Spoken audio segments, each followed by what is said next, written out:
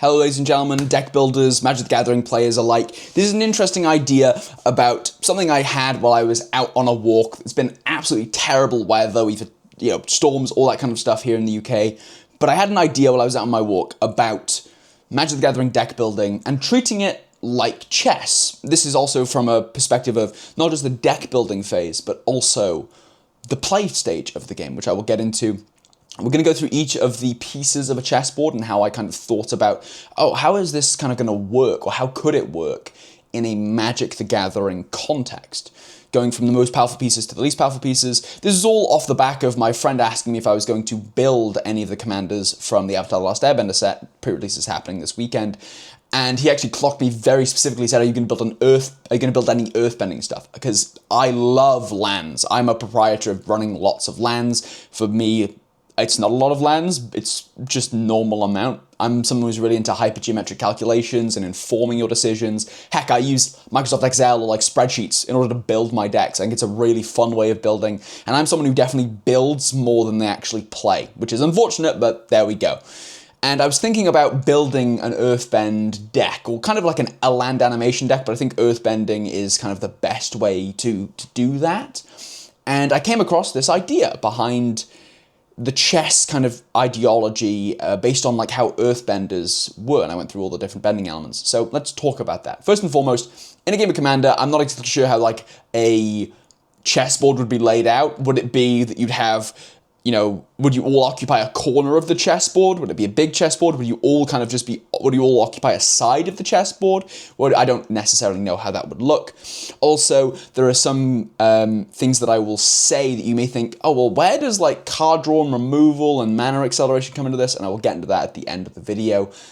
But let's talk about it. Let's start with a chessboard. A chessboard, as you can see, has a number of pieces, and the one distinction that I will make about the differences between Magic the Gathering and chess is that there are things like lands that matter. In other card games like Yu-Gi-Oh, this isn't necessarily a thing. If you have a card in hand, you can play it as long as it's something that has a valid effect at the time. In Magic the Gathering, there is a mana requirement to a lot of spells, and as such, you need to obey that mana requirement in order to actually play any spells. And I think this is a really interesting point about where the pawns come in, but we will get to that when we get to the pawns. Let's talk about the most important chess piece. The king. The king, in my opinion, representative in Commander, is you. It's specifically your life total, or any effect that would otherwise manipulate what the lose condition of the game is for you. In chess, it is the most important piece, but oftentimes not the one that's the most utilized. I also think there is an argument to be made that in Commander specifically, which is what I'm going to be talking about for the rest of this video, because I'm a Magic the Gathering Commander player, that the chess piece of the king could also, by extension, be your commander, the one card that you can make a consistent choice with every single game. To that effect, in chess, the king is not usually a piece that is leveraged as like a offensive piece. In my opinion, again, I don't actually play chess, so I cannot make any comments there.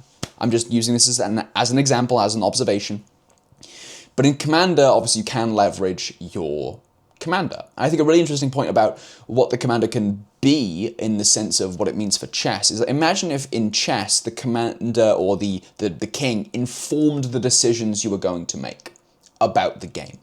So maybe in the game of Commander, when you play your commander, or the choice of your commander can inform what the other pieces are, what they do, or how you play, which ones you move in what order and what distribution of them you have.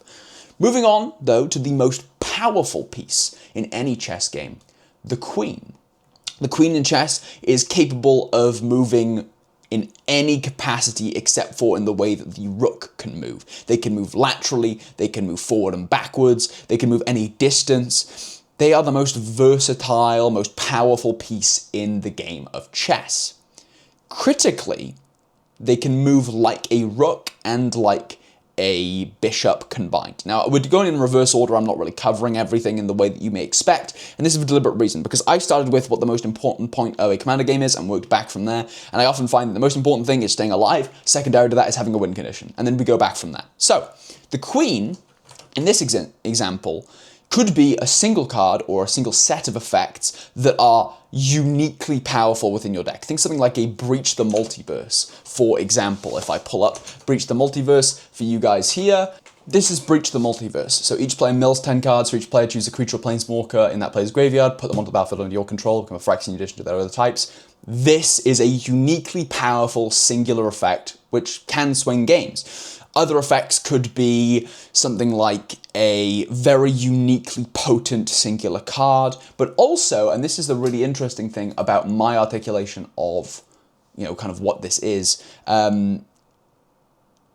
that because the queen is a combination of the rook and of the bishop combined, a queen may not even be present in its singular form within any deck, but you may have a greater combination of rooks and bishops that can come together to become queens under the right scenario. This would be like an engine that we can come to and we can bring together, and we'll get into engines in a second. But that's what I believe that the queen represents. The queen is the uniquely powerful parts of your deck. In a dragon deck that is Tiamat, usually, something of that nature. A card that is singularly powerful and can swing the game more towards your win condition. They are potentially the most versatile or the most powerful singular effect that you can use per that category, I suppose. But speaking about synergy, let's go on to the rook. As I said, the queen is a combination of the rook and the bishop. But the rook are the things that have, in my opinion, singular, direct effects on a game. In a game of chess, they can move forward, backward, and laterally in a straight line at any distance.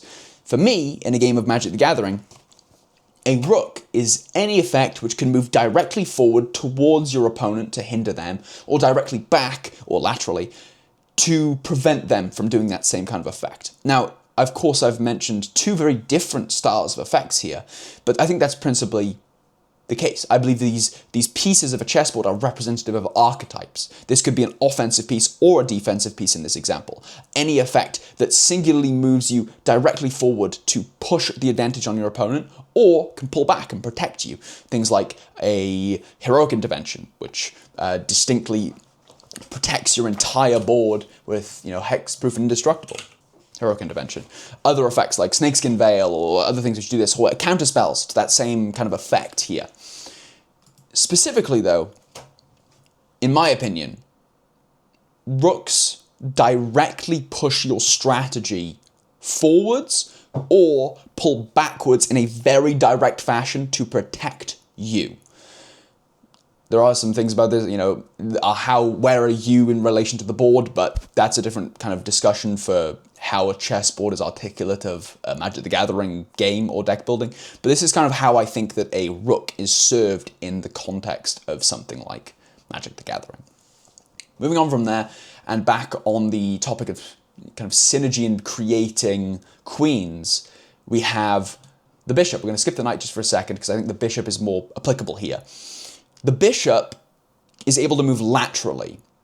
This is really interesting in the context of Magic the Gathering because they cannot move to the same location that, say, a rook can without taking two moves, but they can move around things when they do it. I think this is a really interesting way of looking at it, that the bishop is representative of cards that I think are synergistic or can move around things or can be payoffs for certain effects. I think a really great example of a rook-style card is something like Elemental Bond, which whenever a creature with power 3 or greater enters, you draw a card. Critically, this doesn't do anything specifically, but it will always move in like kind of it's always moving towards your end goal of like getting more cards so that you can use more effects that will impact your opponents, but they are not doing it in a direct fashion. They are moving to the side and forward, to the side and forward, to the side and forward, to the side and back, to the side and back. They are critically synergy pieces, in my opinion. They are things that are contextual to whatever you're trying to do, but always, again, trying to move towards that end goal of being victorious. And I think that's a really interesting way of looking at it, where like the rook can move singularly towards your opponent to attack or defend against them. The rook can not quite move in the same, directness as them, but they can attack at a different angle. I think that's really, really interesting. Speaking of attacking at a different angle, a type of effect that I think is lacking in a lot of Commander specifically games, the knight. And I think that's not a good thing or a bad thing. I think it just is a thing. The knight, in my opinion, is a really interesting piece from both a chess and a Magic the Gathering contextual standpoint. Again, this is just my opinion, so take it as you will. But the knight, as you can see, can move in an L shape. It's also the only piece that can move over other pieces. And I think this is a really interesting point with regards to Magic the Gathering, because I think that the knight is a tech piece. It's a piece designed to outmaneuver an opponent's strategy. They are critical pieces that are unpredictable to your opponents, but predictable to you. Because we know how we can move. The opponent also knows how we can move, but they don't know the outcome of how that will affect what the game state is. And I think that unpredictability is a lot of the times underrepresented in Commander specifically. There is a real good point here for me to make about stacks effects and their role with this kind of a knightly articulation. But I think a lot of people think of stacks effects and think of the really annoying ones like land destruction, which is, again, such a brainwashed way of looking at it. But I like to think of stacks effects, and I won't go into the full explanation because I could yap about those kinds of effects, is that when you build your deck and you realize what your queens are, what your win conditions are, you should also be able to understand what your lose conditions are. And I think that a knight can be a very particular way to stop a lose condition by very specifically countering or otherwise preventing that lose condition from taking place. Imagine, if you will, that you are a graveyard-focused strategy. Graveyard hate is going to interrupt that strategy. So if you include an effect that prevents something of that nature, that could be really good for you. Imagine this. Stacks effects have a critical effect where, I'm actually going to go on a tangent if I do this, so I'll make it very brief. A stacks effect has a board-wide effect. The most important thing about a stacks effect is breaking even on that stacks effect, or breaking parity, because when you play the effect, it establishes parity and you need to break it. So, if you're able to break that parity, you get more advantage when an opponent doesn't. That's principally the idea, and I think that a knight, when played properly, breaks the parity within your contextual synergy, while also protecting whatever it is you were trying to do. Thank goodness I was able to get over that in like 30 seconds. Oh my gosh, we can go over that in a different video. Okay. Before we get to the final piece, there are a few things that I haven't articulated. I've not specifically mentioned removal or card draw or mana acceleration if you need it, or any one thing. I've not mentioned board wipes, I've not mentioned any of this. And that's because, critically, in a game of chess, it's a game of give and take. You are always either taking a piece or just moving and advancing your strategy.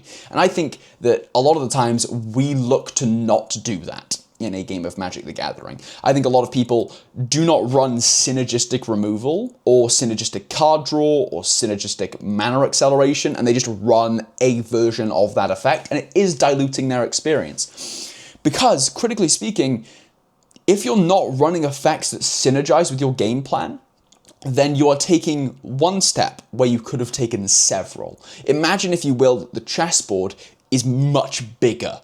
A removal piece may be able to move one of these pieces one step. A synergistic piece could represent a queen or a rook or a bishop or a knight and move in the capacity that those pieces could move. And that's much more powerful. I think it's a really interesting way of looking at things. Same thing goes for card draw. Same thing goes for all this stuff. Again, an elemental bond does not draw you cards. It is inherently, by my kind of articulation, a bishop. But played around and effects like it, it will draw you a lot of cards. Same thing goes for other kind of acceleration pieces, if they're necessary. There's a greater discussion to be had about the mana curve, but we will get to that after the pawns. So let's get to the pawns. The least powerful of any chess game, but the most plentiful. I think that the pawns are really interesting. They can only make singular moves, but they can move laterally to take pieces and do some other things as well, which is quite nice. There's some rewards if they get to the end of a chessboard, if they get to the other side of the enemy's zone. I think that's really, really interesting. But to me, the pawns are the simple and early effects that kind of make a deck move, get going, and get access to the more powerful pieces, which have to be kept behind the pawns.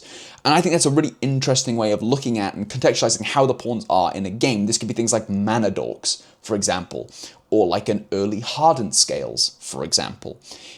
The pawns in the context of Magic the Gathering, in my opinion, are the small pieces that are not individually powerful necessarily, but that can set up the true and unleash the true power of what your deck is capable of. But you need to move them out of the way. You need to get through them. I think there's a really interesting point to be made there about the deck building philosophies and like how we choose to do a deck build, how we choose to build our decks and things of that nature. But to me, the pawns are the early effects that you choose to include in the deck so that you can access and unleash the more powerful parts of your deck sooner, faster. So let's talk about that. Let's talk about this, the mana curve and the purposes and all this kind of stuff, and how I want to finally close this off and articulate what things are and how they work, because I've mentioned that with removal and card draw. But if you imagine that your mana curve will come into this, how costed your things are, the distribution of those costs within your deck, anything that you do, anything you include in your deck puts a piece on the board, for lack of a better word. And each piece is able to move however it chooses to move and is able to synergize however it can synergize. But critically speaking, in a deck that has nothing in the low mana plays, you can just play lands. Imagine that for each of these rows here, there is effectively a row of pawns that you cannot move. That's one way of looking at it. You could also say that, imagine that each of these has is in stasis and they just can't be played until you get there. And this is the really interesting thing about articulating and how I'm still kind of musing on these kinds of effects. But critically, a game of Magic the Gathering is variable. You will include effects which are within a similar category to increase the consistency of a deck, and I think that's great, I think that's fine. But everyone will show up with a different distribution of effects, but everyone will have a king. Everyone will have a king. There'll be some decks which give your opponents a king. Things which have if you do this, you win the game. It's almost like taking their king and putting it somewhere else on the board, or giving them an artificial king, which you can do. And there's really a lot of analogies that you could use to articulate, what kind of the moves that a chess game makes could represent in terms of a Magic the Gathering context, I suppose. But you get the critical choice of how you build your deck, how you structure your mana curve, what effects you even include. You get the choice of your commander, which is a consistent thing throughout every commander game. And I think that's really interesting. I think it's really, really fascinating. But I really think that if you think about, oh, well, what is this doing? How many pawns do I have in my deck? Do I have a lot of low mana plays? Are they actually pawns, or have I just made more rooks? Have I made more bishops? And this is a really interesting point, because if we look at how soon you can move things in a game of chess, obviously moving the pawns allows you to open up some things. But I think that specifically those low mana plays, those things that you can just do early that you can always move. And again, in a game of Magic the Gathering, you can cast multiple spells per turn, so you can make multiple moves per turn, but in the game of chess, you can't.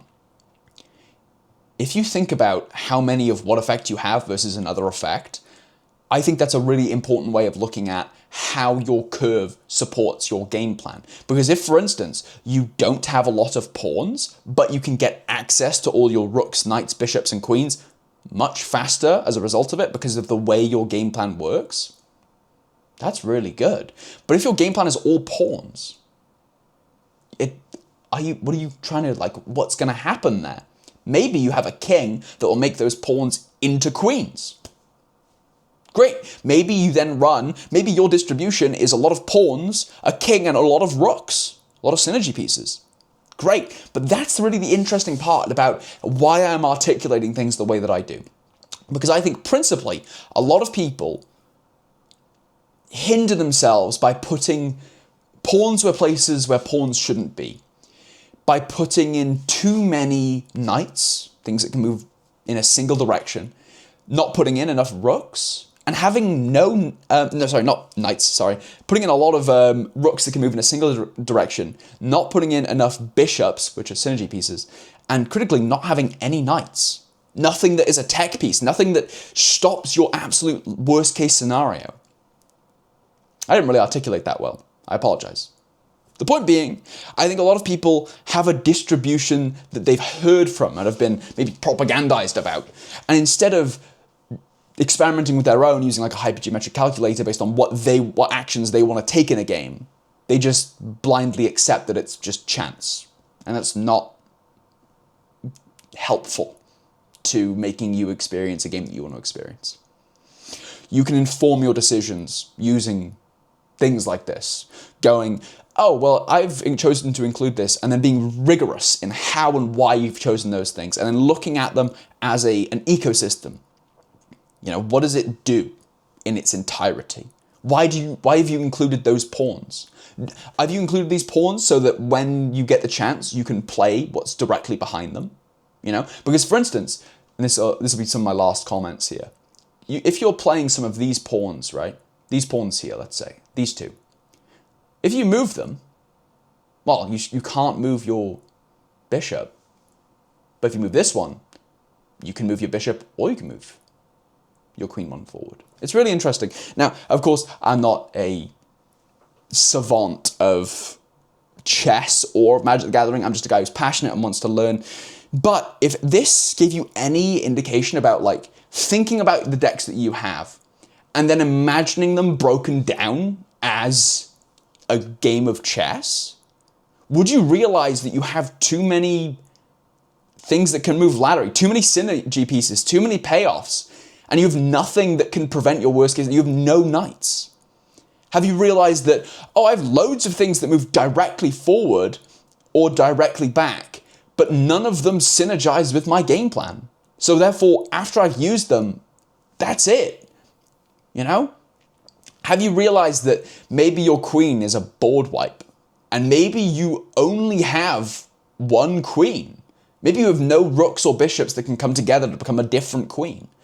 These are really interesting ways to think about it. Obviously, this is just my musings. There's no direct and specific way about, oh yeah, every card draw piece that is only a card draw piece is specifically a rook, or every effect that only does something when something else happens is specifically a bishop, or every most powerful card in your deck is specifically the queen. Well, maybe that one's a little bit more solid.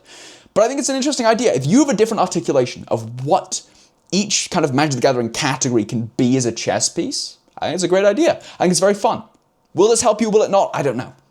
I think I will look at some of my decks and go, okay, well, I know what my king is. I know what I'm kind of trying to do. What's my queen? What are my strongest pieces? What are my win conditions? Who are my champions? And then what other things do I have? Do I have too many knights? Is all my deck just situational? Do I have too many? Am I situationally trying to prepare for things that I'll never come across? Are all my decks synergy and payoff, and I just don't have enough things that move directly forward? It's an interesting idea.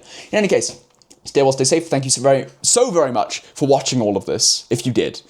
Leave any comments that you'd like to see. If you'd like me to go into videos on like what I think about stacks, or what I think about lands, or what I've done, or decks of that kind of variety, or my kind of deck building philosophy, I love talking about this stuff. I do it all the time now on my TikTok as well. But critically, thank you so much for existing. The world is a better place with you in it.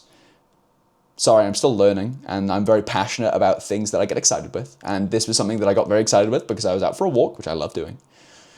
But stay well, stay safe. Look after yourself. Be well. And I will see you whenever I see you next. Lots of love. Goodbye.